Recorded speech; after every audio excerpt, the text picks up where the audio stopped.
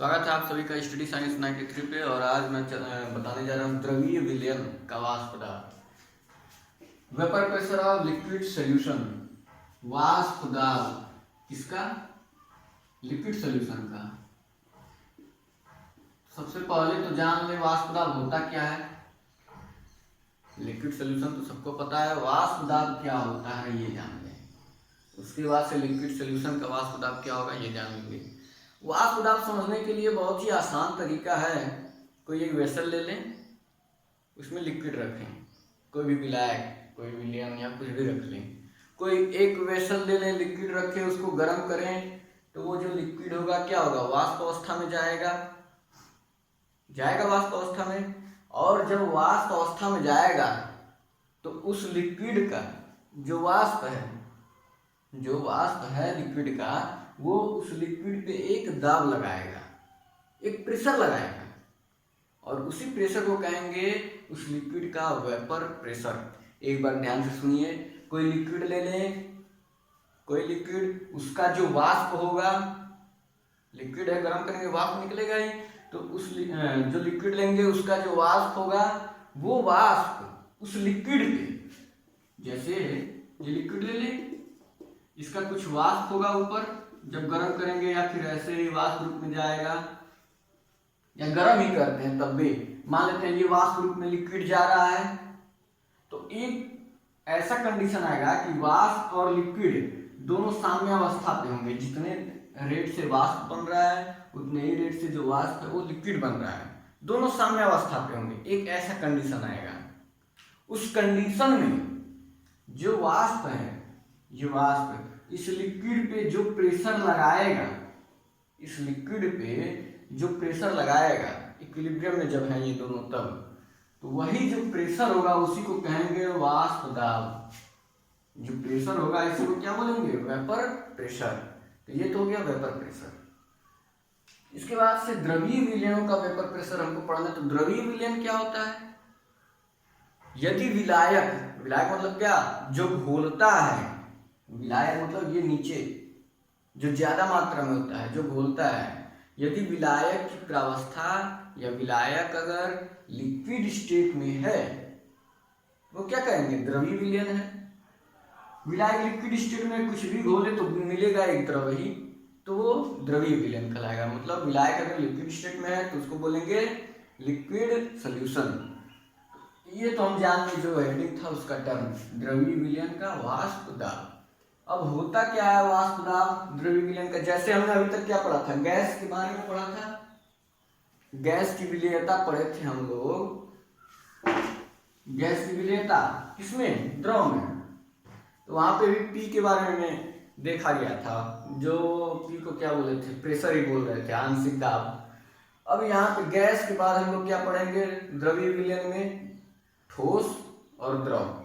द्रवीय विलयन में दो तरह के घोल सकते हैं विलयन, एक तो ठोस को घोल सकते हैं, एक तो द्रव को घोल सकते हैं। तो पहले हम लोग पढ़ लेंगे द्रव के बारे में पढ़ लेते हैं। द्रव का द्रव में विलयन अभी जो पढ़ेंगे, और अगर टाइम बचा तो आज ही द्रव में ठोस का विलयन पढ़ लेंगे, या फिर अगले लेक्चर में। गैस पढ़ चुके हैं, ध्यान दीजिएगा, गैस पढ़ चुके हैं। जो गैस की विलयनता है द्रव में वही चीज है, वो वाला पढ़ चुके हैं। अब इसके बाद क्या पढ़ रहे हैं? द्रव का द्रव में विलयन। अब द्रव वाला पढ़ेंगे, मतलब लिक्विड सोल्यूशन पढ़ेंगे हम लोग। लिक्विड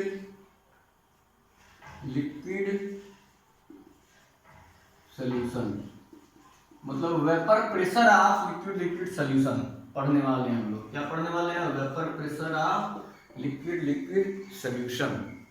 अब होता क्या है वेपर प्रेशर लिक्विड सोल्यूशन में?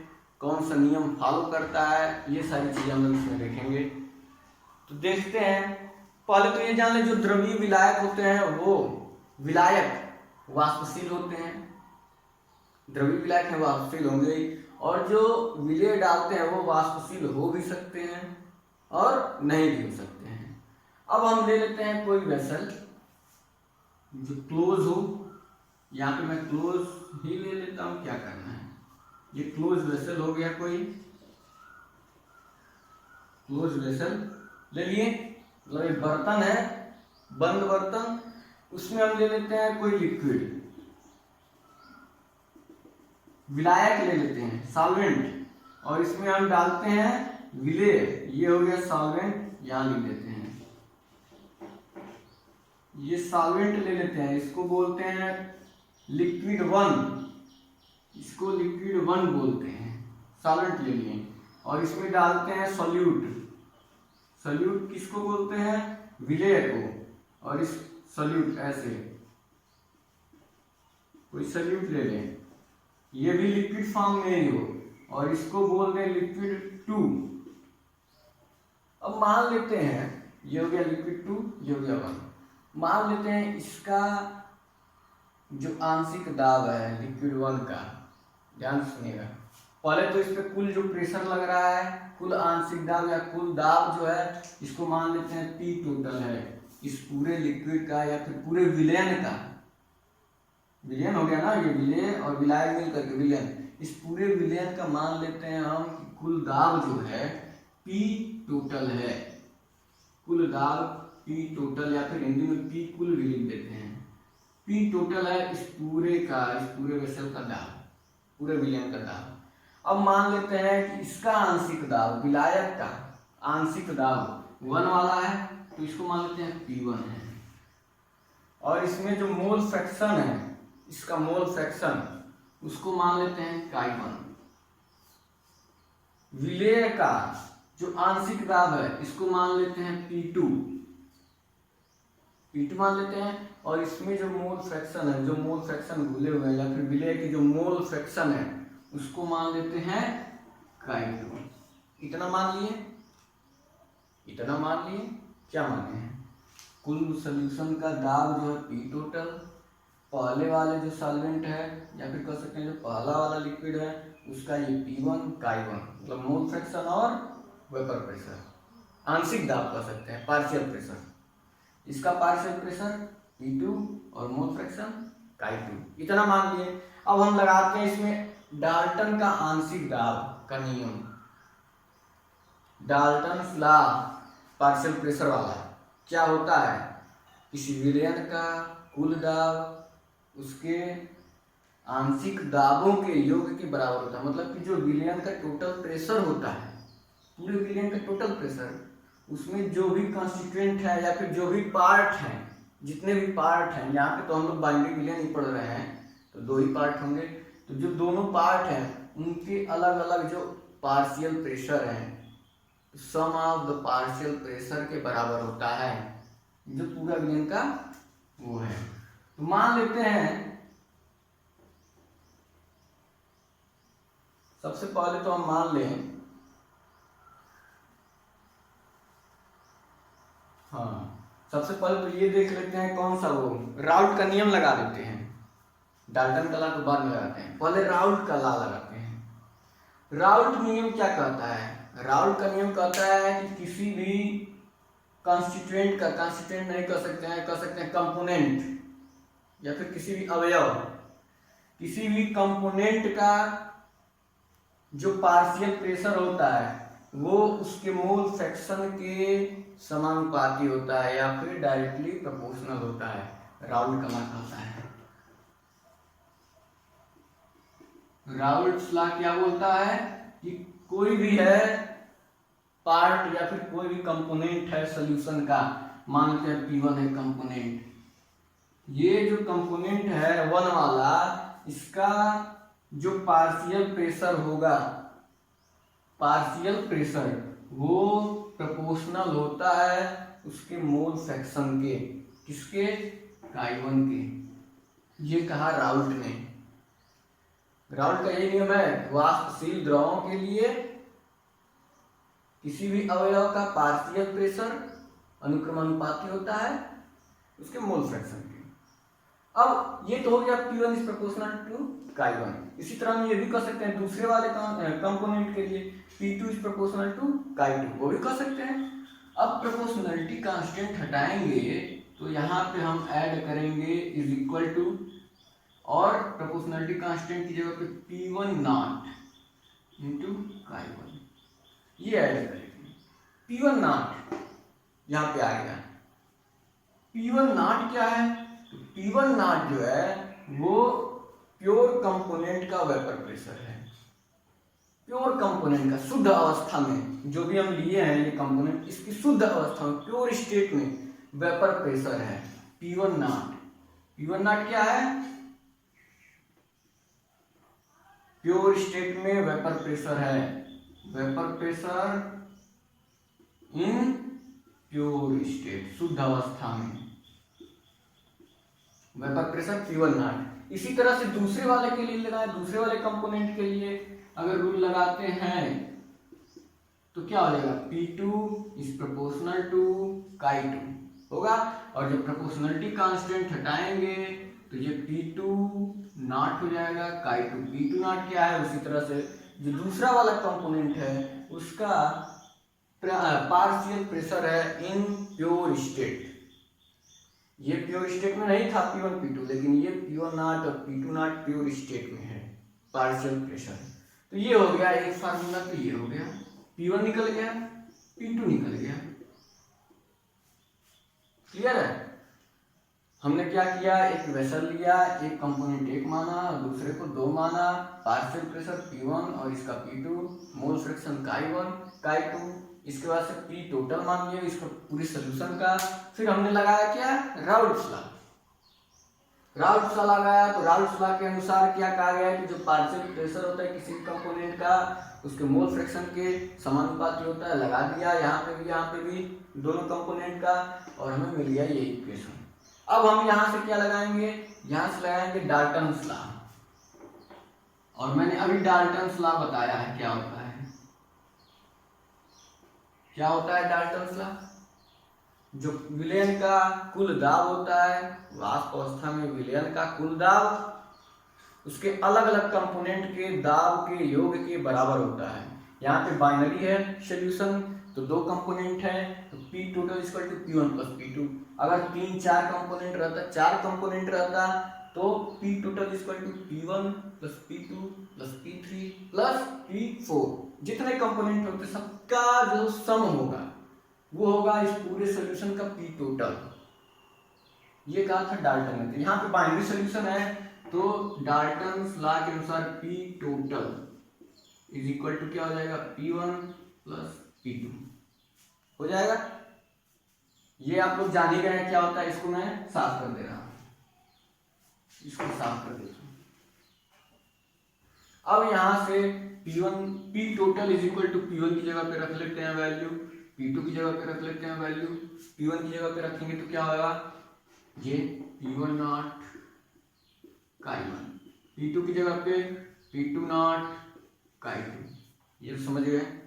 इसके बाद से हम चाहें तो chi1 की जगह पे, बाइनरी सॉल्यूशन है, chi1 की जगह पे 1 माइनस chi2 भी लिख सकते हैं, या फिर chi2 की जगह पे 1 माइनस chi1 भी लिख सकते हैं। क्यों लिख सकते हैं? क्योंकि मैंने अभी इसके पहले वाले लेक्चर में बताया है। क्या बताया है?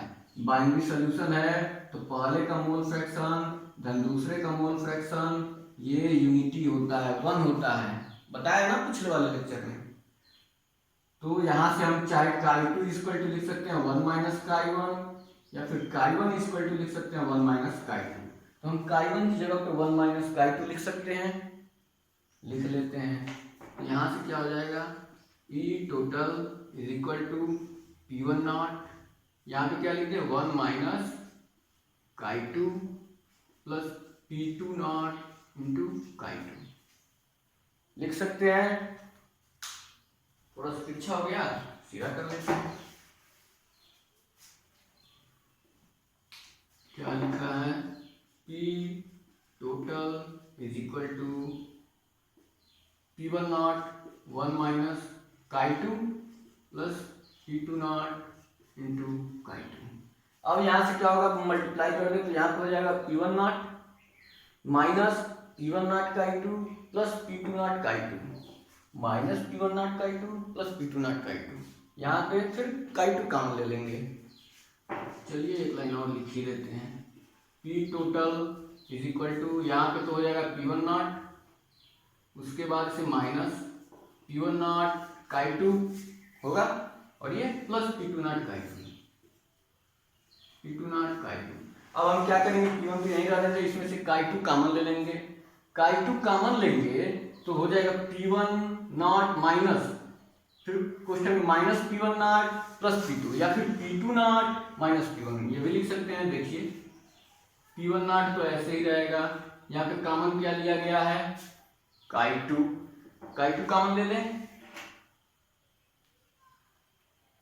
प्लस Chi2 कॉमन ले लेते हैं। Chi2 जब कॉमन लेंगे तो ये P2 इधर आ जाएगा, P2 not minus P1 not, थोड़ा सा देखिएगा नीचे आ गया है, इंटू Chi2, ये हो जाएगा। दिख रहा है कि नहीं, ये लाइन दिख रहा है कि नहीं, दिख रहा है। ये हो गया फार्मूला एक, ये हो गया, इसको अभी कहीं मैं ऊपर लिख दूंगा।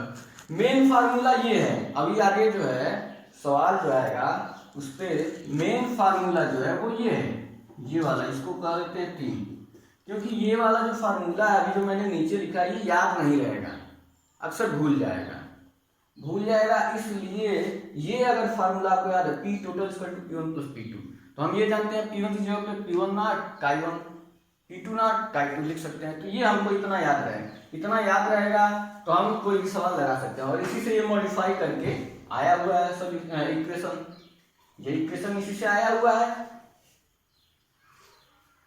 साफ कर दे पहले इसको, थोड़ा सा जगह मिल जाए।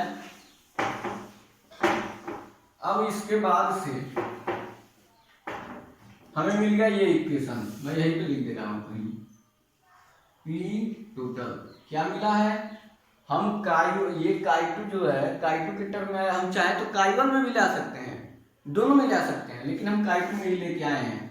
तो क्या मिला है हमको इक्वेशन लास्ट में, P1 naught plus Chi2 common लिया गया है, P2 not minus P1 not, ये आया है। यहाँ पर मैंने दो बार Chi2 लिख दिया है, ये हमारा आया है इक्वेशन। ये कौन सा इक्वेशन है, 4, तो ये आया है हमारा इक्वेशन। अब इस इक्वेशन से हमें 2 नहीं 3 पॉइंट्स पता चल रहा है। इस इक्वेशन से vapour pressure of liquid liquid solution का 3 पॉइंट हमें पता चलता है। क्या पता चलता है, इस इक्वेशन से 3 चीजें क्लैरिफाई हो रही हैं। पहला क्या क्लैरिफाई हो रहा है, पहला पॉइंट ये कह रहा है कि किसी विलयन का कुल वाष्प दाब, टोटल वेपर प्रेशर, किसी भी सॉल्यूशन का टोटल वेपर प्रेशर डिपेंड करता है उसके दूसरे वाले कंपोनेंट के मोल फ्रैक्शन पे, पे। पहला पॉइंट ये कहा गया है, इस इक्वेशन से पहला पॉइंट निकाला गया कि किसी विलयन के कुल वाष्प दाब उसके किसी भी अवयव के, जरूरी नहीं है Chi2, मैंने अभी बताया इसको Chi1 में भी चेंज कर सकते थे। तो किसी भी विलयन का, किसी भी सॉल्यूशन का टोटल जो प्रेशर है, वेपर प्रेशर, वो डिपेंड करता है किसी भी सॉल्यूशन के किसी भी पार्ट, चाहे वो विलयन हो, 1 वाला हो या 2 वाला हो, किसी भी पार्ट के मोल फ्रैक्शन पे डिपेंड करता है, चाहे Chi1 हो या यहाँ पे Chi2 हो। क्लियर, पहला पॉइंट हो गया। दूसरा पॉइंट क्या कहा है, दूसरा पॉइंट कहा है कि जो वाष्प दाब है, वेपर प्रेशर P टोटल, दूसरा पॉइंट कह रहा है कि जो P टोटल है, कुल वाष्प दाब, टोटल वेपर प्रेशर, वो और Chi2 के बीच अगर हम ग्राफ खींचते हैं तो हमें एक स्ट्रेट लाइन मिलती है, एक सीधी रेखा मिलती है। अब आप सोचेंगे कैसे सीधी रेखा मिलेगी, तो इस इक्वेशन को देखिए, ये इक्वेशन इस तरह से नहीं दिख रहा है, y बराबर mx प्लस c, इस टाइप का दिख रहा है, y बराबर ये mx, ये m और x प्लस c, ये कांस्टेंट है, ये कांस्टेंट है, यहाँ पे भी m कांस्टेंट है, c कांस्टेंट है, mx प्लस c की तरफ नहीं दिख रहा है। y और x में जब खींचेंगे ग्राफ, ये हाई स्कूल 9th में बताया गया कि y और x के बीच जब ग्राफ खींचते हैं तो एक स्ट्रेट लाइन मिलती है। तो यहाँ पे क्या है, y की जगह पे P टोटल है और x की जगह पे Chi2 है, तो P टोटल और Chi2 के बीच जब ग्राफ खींचेंगे तो एक हमें स्ट्रेट लाइन मिलेगी। ये दूसरा पॉइंट है। क्लियर है? पहला पॉइंट इस इक्वेशन से क्या निकल के आया कि जो पी टोटल है वो सोल्यूशन का पी टोटल वो डिपेंड करता है सोल्यूशन के किसी भी पार्ट के मोल फ्रैक्शन पे, किसी भी पार्ट के मोल फ्रैक्शन पे, चाहे 1 हो चाहे 2 हो। दूसरा पॉइंट, जब इसके बीच हम ग्राफ खींचते हैं तो एक स्ट्रेट लाइन मिलती है। तीसरा पॉइंट ये है कि जो P1 P2 है, P1 नॉट P2 नॉट, शुद्ध अवस्था में जो वाष्प दाब है, प्योर स्टेट में वेपर प्रेशर है, इस पे डिपेंड रहते हुए जो P टोटल है, टोटल वाष्प दाब Chi1 के हिसाब से, Chi2 नहीं, Chi1 मिलियन में मोल प्रभाज जो होता है पहले वाले पार्ट के अनुसार वो बदलता रहता है। जो P टोटल है वो चेंज होता रहता है, किसकी वजह से? P1 नॉट P2 नॉट की वजह से।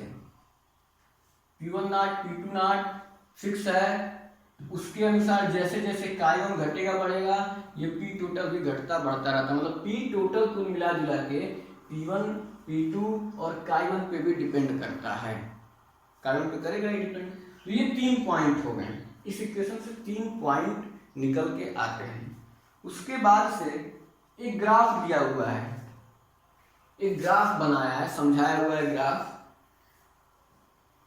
P1 P2 P1 not P2 not Chi1 इन सब को लेकर के एक ग्राफ बनाया हुआ है और सबको एक ही ग्राफ में बताया हुआ है कैसे P1 बढ़ रहा है तो Chi1 बढ़ रहा है, P2 बढ़ रहा है तो Chi2 कैसे बढ़ रहा है, P1 नॉट कहाँ पे है, P2 नॉट कहाँ पे है, ये सारी चीजें दी हुई है उस ग्राफ में।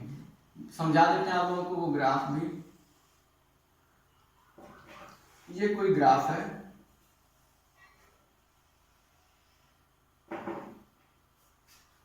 अब देखिए Chi1 इज इक्वल टू, यहाँ पे अगर हम Chi1 इज इक्वल टू 1 ले लें, ध्यान दीजिएगा, तो P1 क्या होगा? P1 नॉट, हम जानते हैं Chi1 इज इक्वल टू जब 1 होगा, मतलब 1 से लेकर के 0 तक होता है, मतलब बढ़ते हुए से फिर घट रहा है, 1 से लेकर के 0 जा रहा है, मतलब घट रहा है ये Chi1। तो मैक्सिमम वैल्यू Chi1 की 1 है, मोल फ्रैक्शन की मैक्सिमम वैल्यू 1 ही होती है। तो 1 है तो P1 की वैल्यू कितनी होगी?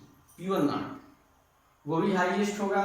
जब Chi1 है मैक्सिमम तो P1 नॉट भी क्या होगा? मैक्सिमम। और यहाँ पे कहीं होगा P1 नॉट। जैसे जैसे Chi1 की वैल्यू घट रही है वैसे वैसे P1 नॉट की वैल्यू भी घटेगी। क्यों घटेगी? क्योंकि यहाँ अभी रिलेशन बताया गया, P1 जो है वो प्रोपोर्शनल है Chi1 के। तो अगर ये P1 बढ़ेगा तो Chi1 बढ़ेगा, P1 घटेगा तो Chi1 घटेगा। मतलब कि यहाँ पे क्या हो रहा है? Chi1 घट रहा है, 1 से कहाँ जा रहा है? 0। तो जब हम इधर चलेंगे तो P1 भी क्या होगा? वो घटता हुआ चला जाएगा और 0 पे क्या आ जाएगा? 0। P1 क्या होगा? अगर हम इधर चलते हैं, मोल फ्रैक्शन जिधर घट रहा है तो ये जो P1 है वो भी घटता चला जाएगा। तो ऐसे कोई ग्राफ आएगा, इसको हम डॉटेड कर लेते हैं। ऐसे कोई ग्राफ आएगा और ये जो वैल्यू है इसको बोलेंगे P1 और Chi1 की मैक्सिमम वैल्यू P1 नॉट होगी। इसी तरह से अगर हम देख रहे Chi2 0 और Chi2 यहाँ पे 1, मतलब कि अब क्या हो रहा है? Chi2 बढ़ रहा है। अभी यहाँ पे क्या था? Chi1 घट रहा था 1 से 0, अब 0 से 1 जा रहा है। तो Chi2 यहाँ पे मैक्सिमम है, यहाँ पे मैक्सिमम है Chi2। इसका मतलब P1 नहीं, P2 नॉट। P2 नॉट कहाँ पे होगा? P2 नॉट होगा यहाँ कहीं, इधर ही कहीं होगा P2 नॉट। क्यों होगा? क्योंकि Chi2 की वैल्यू जब मैक्सिमम होती है तो P2 की भी वैल्यू मैक्सिमम होती है। तो P2 कहीं बहुत ही हाईएस्ट ही होगा, हाईएस्ट पॉइंट पे, तो इधर कहीं होगा P2। पॉइंट को कह सकते हैं P2 नॉट। और इस तरह से होगा इसका ग्राफ। ऐसे कोई ग्राफ होगा, ऐसे होगा, ऐसे ही ग्राफ। अब इसके बाद से P1 और P टोटल क्या होगा? P टोटल जो है वो P1 प्लस P2 के बराबर होगा। तो P1 की मैक्सिमम वैल्यू ये है, P2 की मैक्सिमम वैल्यू ये है, तो जो पी टोटल होगा वो P1 प्लस P2 के बराबर होगा। ये होगा P total, P1 plus P2, ये है P1, ये है P2 और ये P1 प्लस P2। ग्राफ समझ में आया या एक बार फिर से समझाऊं? एक बार फिर समझिए। Chi1 की वैल्यू यहाँ पे 1 से 0 तक लिया गया, तो जो Chi1 मैक्सिमम होगा तो P1 भी मैक्सिमम होगा, यहाँ कहीं होगा। फिर जैसे जैसे Chi1 घट रहा है, 0 की ओर जा रहा है, वैसे वैसे ग्राफ भी घटता चला जाएगा। फिर Chi2 0 है तो 0 से शुरू होगा, Chi2 1 है मैक्सिमम है तो यहाँ कहीं मैक्सिमम पॉइंट पे आएगा, तो ये हो गया P2। अब P1 पता चल गया, P2 पता चल गया, तो P टोटल क्या होगा? P1 plus P2। तो यहाँ से लेकर के यहाँ ये वाला जो ग्राफ है ये P1 प्लस P2 हो जाएगा। आ गया? और कुछ इसमें दिया हुआ है? और कुछ नहीं दिया है। बता रहा है कि ये P1 जो है वो नीचे है, P2 ऊपर है। इसका मतलब क्या है कि ये जो है ज्यादा वोलेटाइल है, वाष्पशील ज्यादा। अगर जिसकी वैल्यू अधिक आती है, P2 नॉट अधिक है, ग्राफ से लग रहा है ना, P2 नॉट जो है वो अधिक है, P1 नॉट कम है, मतलब ये ज्यादा वोलेटाइल है, ज्यादा वाष्पशील है, इसलिए इसकी वैल्यू ऊपर है। और ये क्या है? कम वाष्पशील है, इसलिए इसकी वैल्यू कम है। ऐसे पूछ देता है बहुविकल्पी में कि P2 not is greater than P1 not, तो इसमें सबसे ज्यादा वोलेटाइल कौन होगा? कौन होगा? जिसकी वैल्यू अधिक होगी वो ज्यादा वोलेटाइल होगा, ज्यादा वाष्पशील होगा। ये तो हो गया ग्राफ। इस ग्राफ से हमें पता चल गया Chi1 और Chi2 की वैल्यू कैसे कैसे बढ़ रही है या घट रही है, उसके हिसाब से P1 P2 कैसे बढ़ रहा है और P टोटल क्या होता है, इस ग्राफ से पता चल गया। अब इसके बाद से और भी कुछ दिया है इसमें, देख लेते हैं। इस पॉइंट में दिया है एक और फार्मूला। ये फार्मूला तो समझ में आ गया ना, ये कहां से आया, उसके बाद से सॉल्व करने के बाद ये कहां से आया, इससे 2-3 पॉइंट निकल के आया, क्या क्या ये भी बता दिया। फिर ग्राफ भी समझा दिया गया है। उसके बाद से एक और पॉइंट दिया है,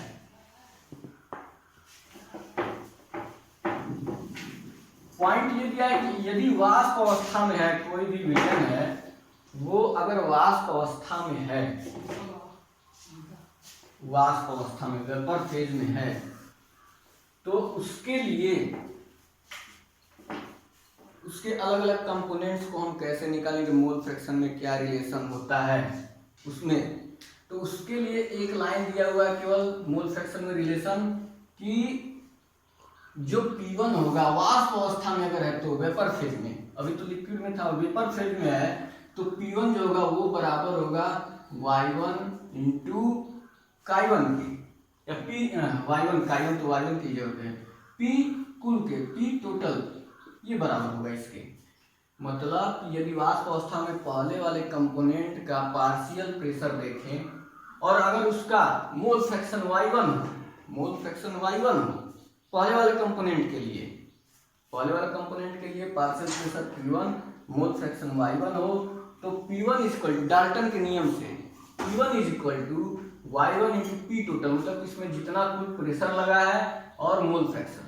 इसी तरह से हम चाहे तो P2 इक्वल टू लिख सकते हैं Y2 इंटू P टोटल, ये वाष्प अवस्था में है, या फिर इन जनरल लिख सकते हैं PI is equal to YI P total, ये लिख सकते हैं।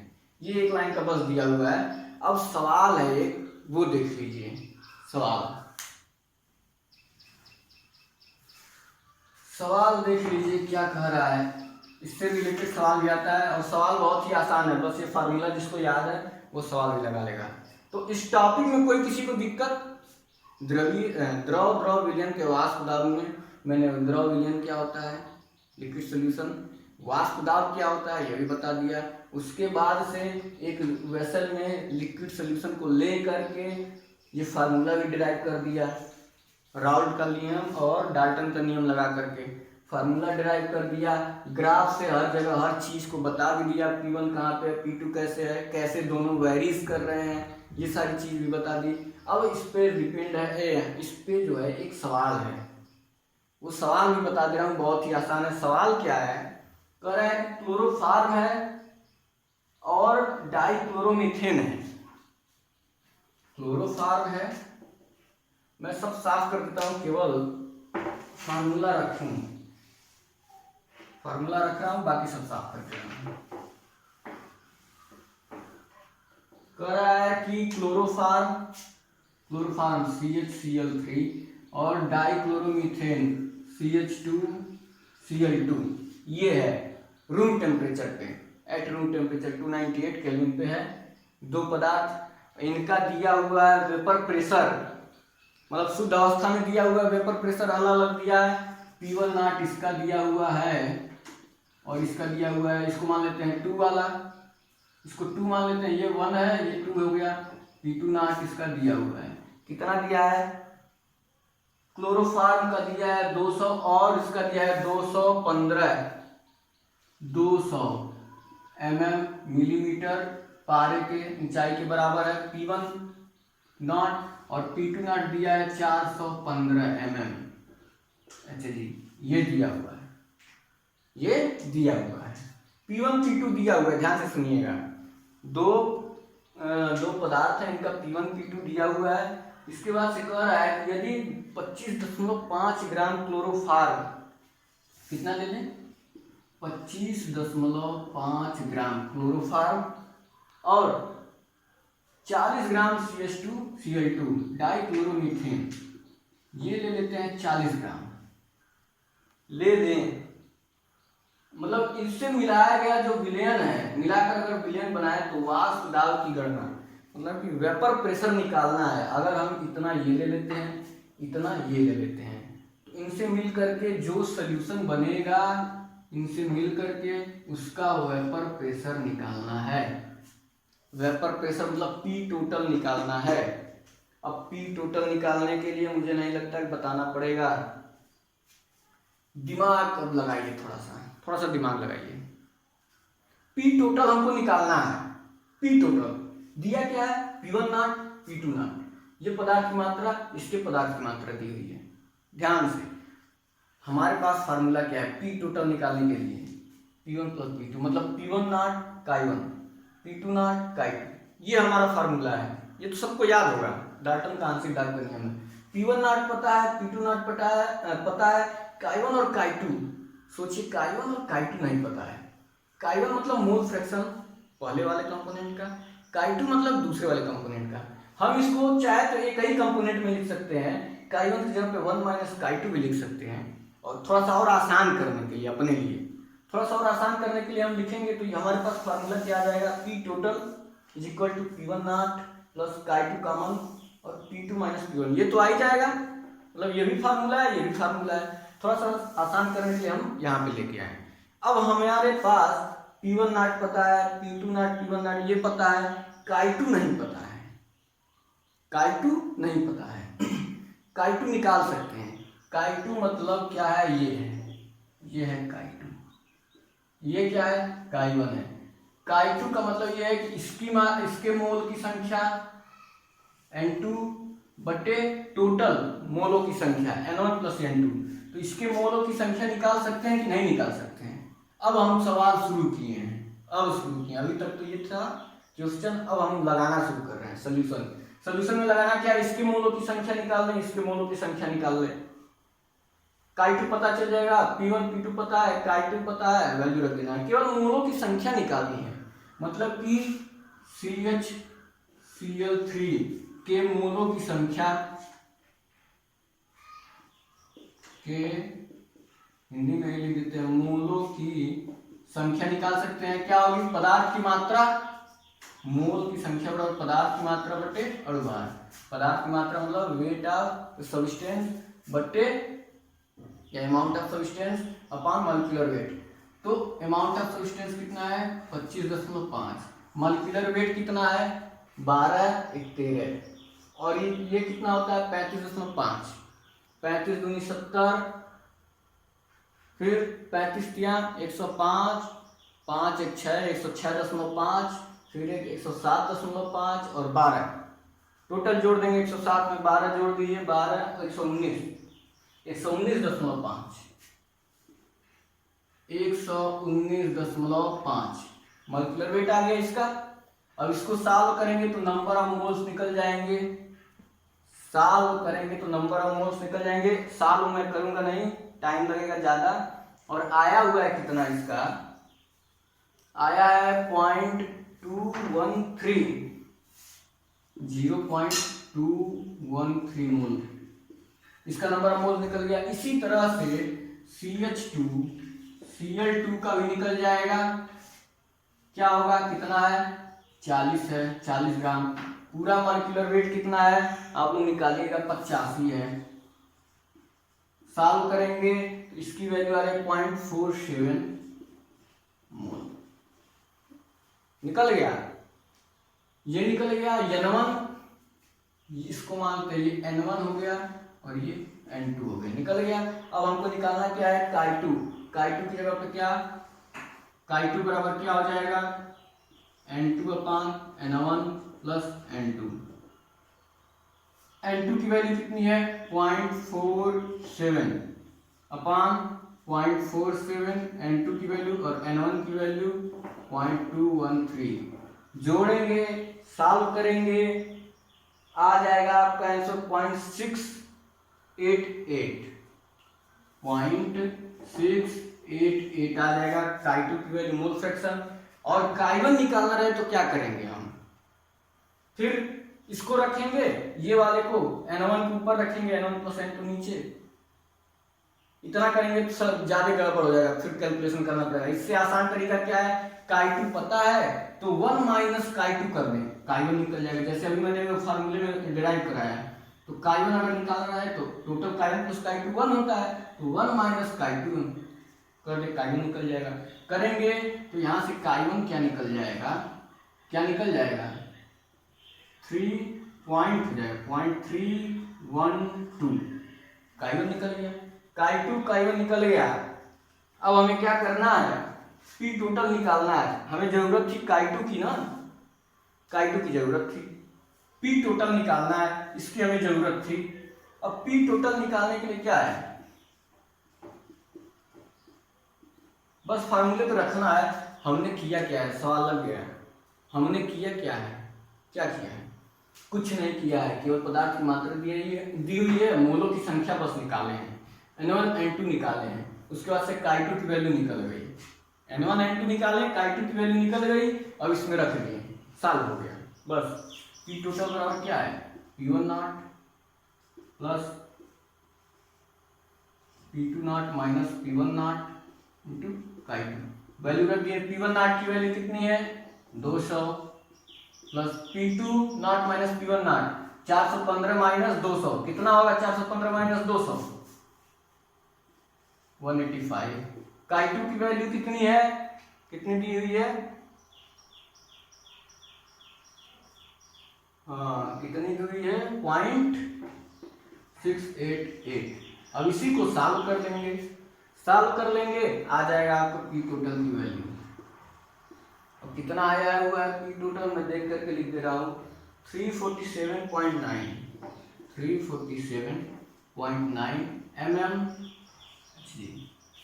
ये आया है। आसान था सवाल, सवाल तो बहुत आसान था ही क्या, सब कुछ दे दिया था, ये भी दे दिया था, केवल नंबर ऑफ मोल्स निकालना था और फिर Chi2 की वैल्यू पुट कर देना था इसमें। बस ये हो गया आपका एक सवाल। एक और इसी में सवाल दिया हुआ है, क्या दिया है कि वेपर फेज में प्रत्येक अवयव का, एवरी कंपोनेंट का मोल फ्रैक्शन निकालना है। मोल फ्रैक्शन निकालना है तो यहां से निकाल लेंगे। हमको P1 पता है, P1 पता है, नहीं पता है तो P1 इक्वल टू ऐसे निकालेंगे, P1 is equal to P1 naught Chi1, P2 equal to P2 naught Chi2। जो दूसरा उसमें भाग लिया वो इसको बता रहा हूँ। हमें P1 नॉट पता है, Chi1 पता है, P2 नॉट पता है, Chi2 पता है, तो यहाँ से P1 P2 निकल जाएगा। इस वाले फार्मूले से हम पूछ रहा है क्या, ये y1 y2 पूछ रहा है, दूसरे वाले में y1 y2। तो P1 P टोटल तो पता है, P टोटल तो पता है हमको कितना आया है। अब P1 P2 पता करना है तो P1 नॉट Chi1 पता है, P2 नॉट Chi2 पता है, P1 P2 पता चल गया। तो यहाँ से y1 बराबर P1 बटे P टोटल, P1 पता चल गया ना, P1 बटे P टोटल, वो फिर y2 बराबर P2, ये जो अभी पता कर लेंगे, बटे P टोटल। तो y1 y2 भी निकल जाएगा, मोल फ्रैक्शन भी निकल जाएगा वाष्पीय अवस्था में। दोनों सवाल लग गए। इसके बाद से और कुछ तो दिया नहीं। यहाँ एक चीज और दिया है, छोटा सा हेडिंग है कि राउल्ट का नियम और हेनरी का नियम दोनों मैच करते हैं एक स्पेशल केस में। स्पेशल केस में क्या मैच करते हैं, राउल्ट का नियम और हेनरी का नियम दोनों एक ही। अंतर क्या है कि राउल्ट का नियम जो है वो लिक्विड सोल्यूशन में दिया गया, लिक्विड लिक्विड सोल्यूशन के लिए या फिर सॉलिड लिक्विड सोल्यूशन के लिए, और जो हेनरी का नियम है वो दिया गया है गैस की विलेयता द्रव में, उसके लिए। क्या कहा गया हेनरी के नियम में? हेनरी के नियम में कहा गया कि यदि गैस किसी द्रव में विलेय है तो उसका जो आंशिक दाब होगा, पार्शियल प्रेशर, वो प्रोपोर्शनल होगा किसके, जो पार्शियल प्रेशर। पहले तो हेनरी ने सॉल्युबिलिटी के लिए कहा था कि उसकी सॉल्युबिलिटी जो होगी वो डिपेंड करेगी उसके प्रेशर पे, वो कहा था हेनरी ने। लेकिन लास्ट में जो कंक्लूजन निकला था, पी जो है वो प्रोपोर्शनल होगा उसमें घुले हुए मोल फ्रैक्शन के, जो पार्शियल प्रेशर होगा। फिर लास्ट में हम लोग P is equal to KH into chi ये निकाले थे, ये हेनरी के नियम के अनुसार, हेनरी के नियम के अनुसार निकाले थे। और उसके बाद से जो हम लोग इसमें पढ़ रहे हैं, कौन सा नियम है, राउल्ट का नियम। राउल्ट ने क्या कहा, राउल्ट ने कहा कि जो पार्शियल प्रेशर होता है वो भी प्रोपोर्शनल होता है किसके, उसके काई के, मतलब P1 इक्वल टू काई1। और जब प्रोपोर्शनलिटी कांस्टेंट हटाया गया तो P0 इंटू काई। तो अंतर क्या था, अंतर क्या था दोनों के नियम में? कोई अंतर नहीं था। एक स्पेशल केस में हम यहाँ से कह सकते हैं कि जो KH है वो P0 के बराबर होता है। दोनों का नियम सेम था। अंतर क्या है, विशेष अंतर क्या था, बस यहाँ पे KH लगाए थे, यहाँ पे P0 लगाए थे। तो विशेष स्थिति में हम कह सकते हैं कि जो KH होता है स्पेशल केस में वो P0 के बराबर होता है। बस यही कहा गया है कि जो हेनरी नियम है वो राउल्ट नियम के समान है एक स्पेशल कंडीशन में। कौन सी स्पेशल कंडीशन में? जब KH और P0 दोनों बराबर हो तो। डिफिनेशन तो एक ही है, नियम एक ही है, बस ये बराबर हो जाए तो ये नियम भी बराबर, यही चीज दिया हुआ है।